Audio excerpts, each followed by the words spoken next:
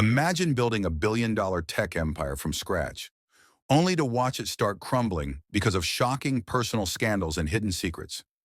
Australia's own Richard White, founder and CEO of WiseTech Global, found himself in the middle of a scandal that has rocked both his company and Australia's corporate world to the core. A single allegation turned into a cascade of accusations, each one more explosive than the last, wiping billions from the company's value and leaving the country questioning the integrity of its corporate elite. How did a once celebrated tech pioneer fall so far, so fast? Was it simply a case of bad judgment, or was there something much darker at play?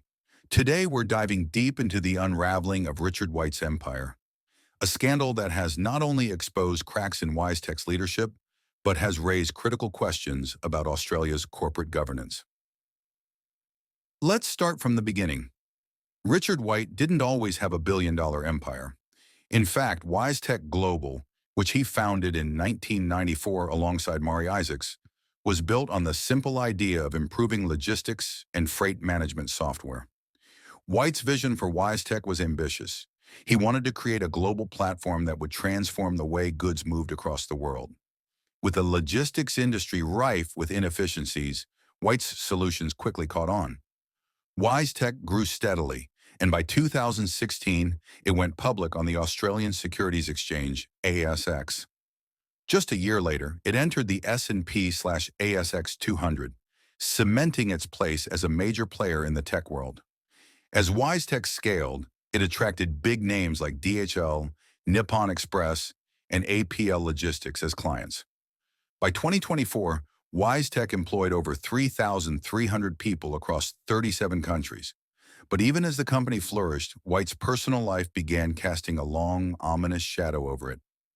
The story took a shocking turn in October 2024, when media outlets like the Australian Financial Review and Sydney Morning Herald began reporting a series of troubling allegations against White.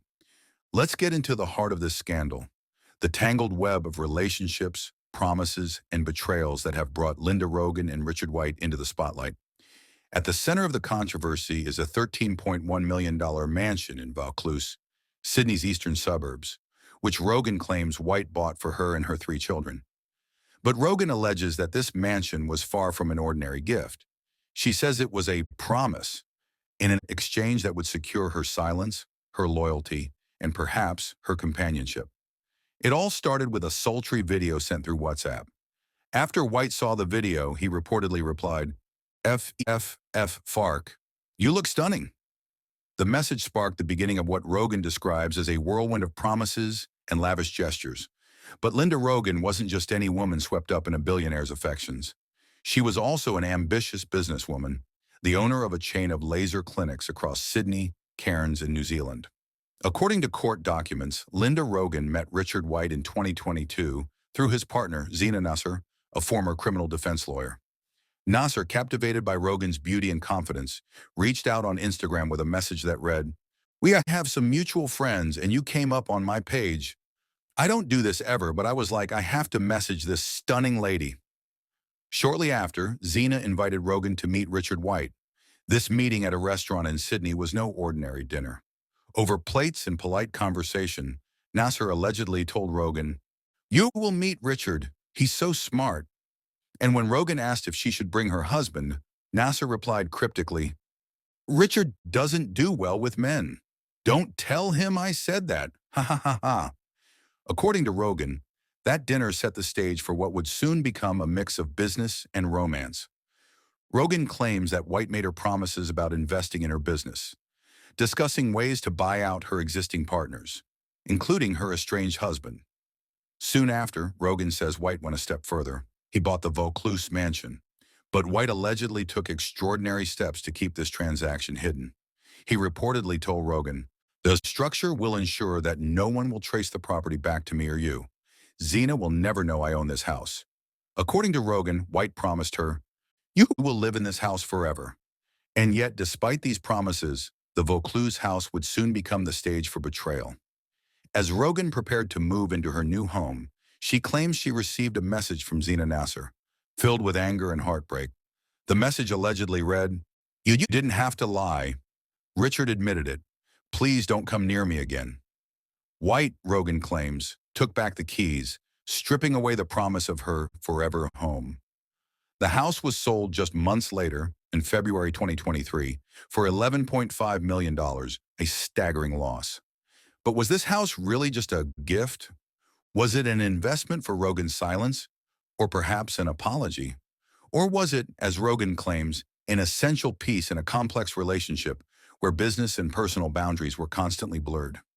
Though the case was eventually settled out of court, the media coverage alone was enough to damage WiseTech's reputation, costing the company over $4.6 billion in market value. But that was only the beginning. Why would a billionaire CEO take such extreme measures to push a former partner into financial ruin? What secrets were buried beneath WiseTech's spotless public image? And just how deep did the alleged misconduct run within the company? As the media continued to dig, more allegations began to surface.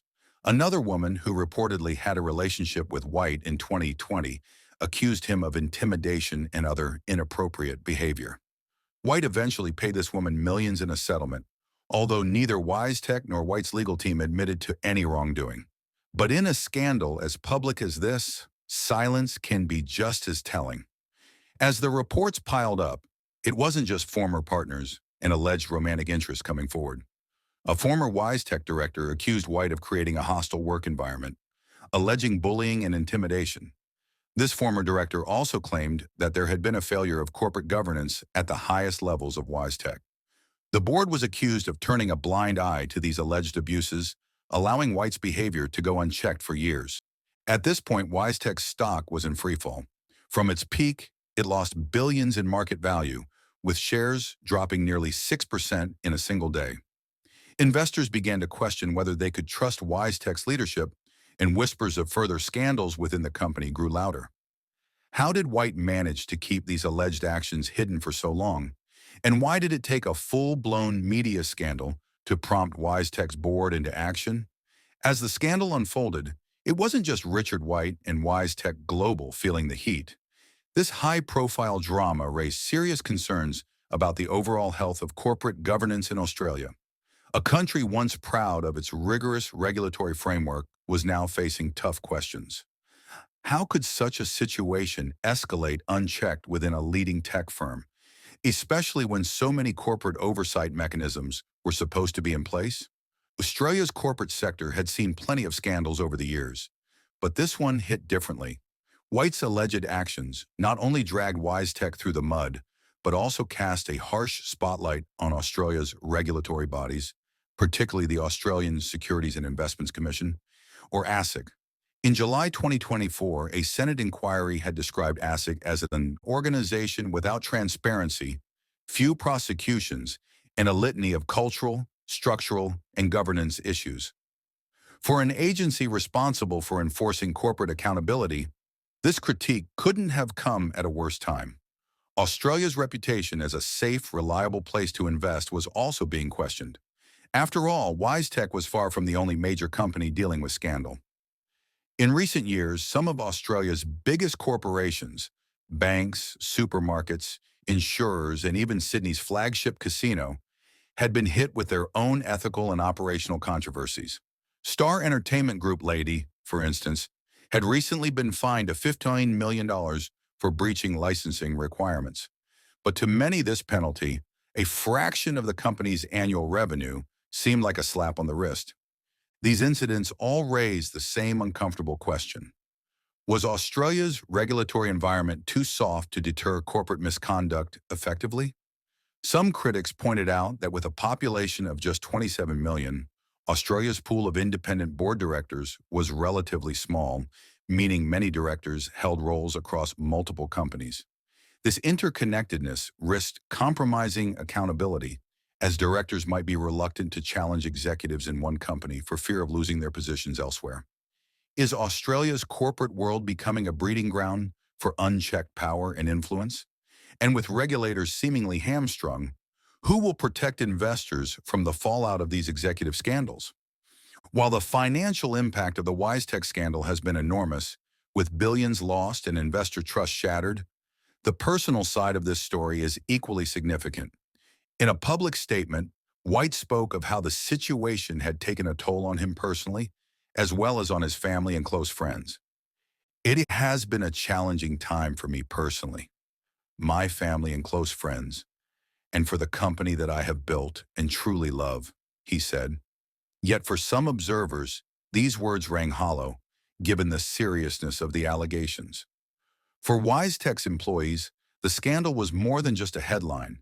It was a jarring reality that cast doubt on the integrity of the company they had once proudly represented. For years, they'd celebrated their CEO as a visionary who had put Australian tech on the global map. Now they were left grappling with the fallout of a scandal that many felt could have been prevented with better oversight. To many within the company, White's alleged behavior represented not just a personal failing, but a fundamental betrayal of WiseTech's values. As reports circulated that he had given a $7 million waterfront house in Melbourne to a longtime employee with whom he was rumored to be involved, employees were left wondering, had the CEO's personal life bled into company decisions in ways they hadn't seen? What will happen to WiseTech's loyal workforce? And with the founder's image tainted, can the company still hold on to the trust of its employees and customers? This scandal hasn't only shaken the company internally, its ripple effects have spread far beyond Australia. Investors around the world, especially those heavily invested in Australian tech, have felt the aftershocks. Among the hardest hit are Australia's largest pension fund, Australian Super PTI, and the country's sovereign wealth fund, both of which have large stakes in WiseTech. The company's stock, once a hot commodity, has suffered significant losses, declining by nearly 6% in just one day. By November 2024, WiseTech's market value had plummeted, making it one of the worst performing stocks on the ASX. The timing couldn't have been worse. Global markets are already facing uncertainty, with inflationary pressures, geopolitical tensions, and rising interest rates. For many international investors, Australia has historically represented stability and reliability in the Asia-Pacific market. But as scandals like this one unfold, faith in Australian corporate governance is dwindling, and some investors may start to look elsewhere. Brendan Lyon, a professor at the University of Wollongong, offered a stark warning. These are not isolated examples, but rather indicative of a larger issue that is causing direct losses to shareholders. He stated, "For Lyon and others, the regulatory environment in Australia isn't just lagging, it's actively failing to protect investors from corporate malfeasance." Will this scandal mark the beginning of a major shift in the way global investors view Australian corporations? And with billions on the line, can WiseTech recover from this blow? As the dust begins to settle, the future of WiseTech remains uncertain. The board of directors has pledged to conduct a full investigation, but it's clear that the damage to the company's reputation and trust with shareholders will not be easily repaired. For a tech company that once prided itself on innovation and transparency, the path to redemption will be long and challenging. The crisis at WiseTech has also sparked a larger conversation about the role of personal behavior in corporate leadership. In Australia, where the lines between business and personal conduct have often blurred, this scandal could become a turning point. Experts are now calling for stricter regulations and more oversight, particularly when it comes to CEOs and executives wielding unchecked power. Rahat Munir, a professor at Macquarie University's Business School, put it plainly. In a country that is geographically isolated, companies risk operating within a bubble. This can lead to a lack of accountability and oversight that is detrimental to both employees and shareholders. Munir argues that Australia must become more proactive in addressing these issues, rather than waiting for scandals to force a response. Will Richard White's story serve as a cautionary tale for the rest of Australia's corporate world? Or will we see yet another scandal before meaningful change finally takes root? In the end, the saga of Richard White and WiseTech Global has highlighted more than just one man's fall from grace. It's a story about the hidden pressures and unchecked power in corporate boardrooms, the often overlooked role of ethics in business success, and the need for stronger governance to protect both employees and investors. For Australia, the WiseTech scandal could serve as a wake-up call, a reminder that no matter how successful a company might appear, a lack of accountability at the top can bring everything crashing down. It's also a lesson to investors everywhere. No company, no matter how profitable or reputable, is immune to the consequences of unchecked power and personal misconduct. As WiseTech continues to reel from this scandal, only time will tell if Australia's corporate world will take these lessons to heart. Will Richard White's story be one that drives change, or just another dark chapter in the annals of corporate scandal? One thing is certain, the world will be watching. Thanks for tuning in. If you found this deep dive intriguing, don't forget to hit like, subscribe, and share this video with anyone who cares about ethics in business or the risks in the tech world. Drop a comment below. Do you think Australia's corporate world will ever change, or are scandals like this just part of the game?